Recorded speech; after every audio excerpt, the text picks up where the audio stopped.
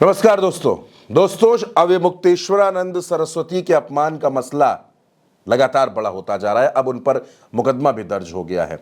नाबालिगों से यौन शोषण का आरोप उन पर लगा है।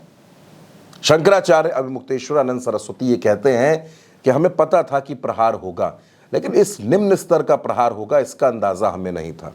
दोस्तों, अखिलेश यादव उत्तर प्रदेश के वो नेता हैं जो लगातार इस मसले पर शंकराचार्य के साथ खड़े हुए हैं। लगातार उन्होंने अविमुक्तेश्वरानंद सरस्वती के अपमान का मुद्दा उठाया है। वो बार बार कहते हैं कि इस तरह का अपमान नहीं होना चाहिए था, मगर सरकार की तरफ से शंकराचार्य से कोई माफी दोस्तों नहीं मांगी गई, उल्टा उन पर केस दर्ज कर दिया गया। अखिलेश यादव इस अपमान पर आग बबूला है। दोस्तों, प्रयागराज में जो कुछ हुआ, शंकराचार्य अविमुक्तेश्वरानंद सरस्वती को रोका गया, उसके बाद बटुकों की पिटाई की गई, उनकी शिखा खींचने के आरोप लगे, इसने उत्तर प्रदेश की राजनीति को गर्म कर दिया है। ब्रजेश पाठक अपने घर पर बुलाकर बटुकों का सम्मान करते हैं। केशव प्रसाद मौर्य शंकराचार्य के सामने आग्रह की मुद्रा में रहते हैं, लेकिन दूसरी तरफ शंकराचार्य पर मुकदमे भी दर्ज होते हैं। समाजवादी पार्टी लगातार इस मसले को उठा रही है, कांग्रेस भी इसे उठा रही है कि शंकराचार्य का अपमान इस सरकार में क्यों हो रहा है। वो सरकार जो धर्म की बात करती है, सनातन की बात करती है, संतों की बात करती है, मंदिर की बात करती है, आखिर उस सरकार में शंकराचार्य का अपमान होना ये किसी को परेशान क्यों नहीं करता। अखिलेश यादव दोस्तों पत्रकारों के तमाम सवालों के जवाब दे रहे थे, और जब शंकराचार्य का मसला आया तो अखिलेश यादव सरकार पर बेहद नाराज हुए। अखिलेश यादव ने कहा कि शंकराचार्य अविमुक्तेश्वरानंद सरस्वती का अपमान किया जा रहा है और लगातार उनका अपमान हो रहा है। आप अखिलेश यादव की बात सुनिए। पूरा इतिहास जो है, पौराणिक व्यवस्था है, सनातनी व्यवस्था में कहीं किसी शंकराचार्य को गंगा स्नान से रोका नहीं गया होगा, लेकिन ये पहली बार हुआ है सरकार में कि उन्हें स्नान करने से भी रोका गया, जो हमारी आध्यात्म की, हमारे सनातन धर्म की त्रिवेणी है। और अब तो ये सरकार एक कदम आगे निकल गई है। ये लगता है कभी अंधेरे में या रात में फिल्म देखते हैं 20 साल बाद,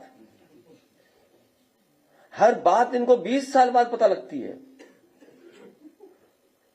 हमारा जो एक पैनलिस्ट था, उसकी 20 साल पुरानी घटना शंकराचार्य जी को बताओ अपमानित करने के लिए कहां से ढूंढ के लाए, किसको ढूंढ के लाए?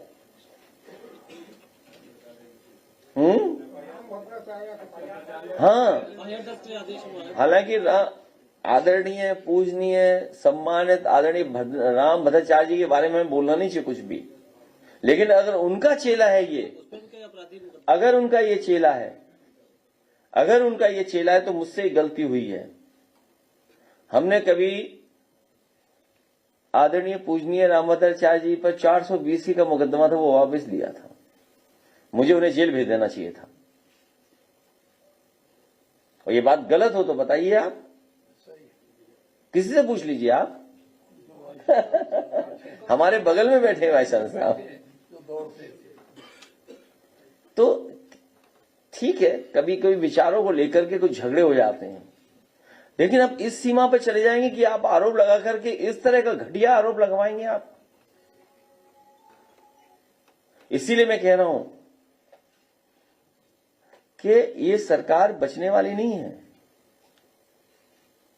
जनता ने तो अस्वीकार कर दी है सरकार, अब बस जनता इंतजार कर रही है कि कब वोट डालने का मौका मिलेगा। इसीलिए मैं कह रहा हूं कि जितनी पीड़ा बढ़ेगी उतना हमारा पीड़े बढ़ेगा। दोस्तों, प्रयागराज से जो विवाद शुरू हुआ था, जो अभी तक जारी है, अविमुक्तेश्वरानंद सरस्वती गौ माता को लेकर कानून बनाने की मांग कर रहे हैं। वो उत्तर प्रदेश में मुख्यमंत्री पर तमाम आरोप लगा रहे हैं, अपनी नाराजगी जाहिर कर रहे हैं। उन्होंने यह ऐलान भी किया है कि 11 मार्च को वो लखनऊ कूच करेंगे, लखनऊ में संतों का एक बड़ा समागम होगा। लेकिन उससे पहले ही उनकी मुश्किलें बढ़ गई हैं, और ऐसा कहा जा रहा है कि शंकराचार्य अविमुक्तेश्वरानंद की गिरफ्तारी भी हो सकती है। यानी उत्तर प्रदेश में शंकराचार्य के अपमान का मसला और अब जो उन पर तमाम आरोप लगाकर केस दर्ज किया गया है, यह हाल फिलहाल दोस्तों थमेगा नहीं। और ये क्योंकि उत्तर प्रदेश में अगले साल विधानसभा का चुनाव होना है, उससे पहले यह मसला लगातार बड़ा हो रहा है। भारतीय जनता पार्टी को इसका कितना नुकसान उठाना पड़ेगा, ये भी देखने वाली बात होगी दोस्तों।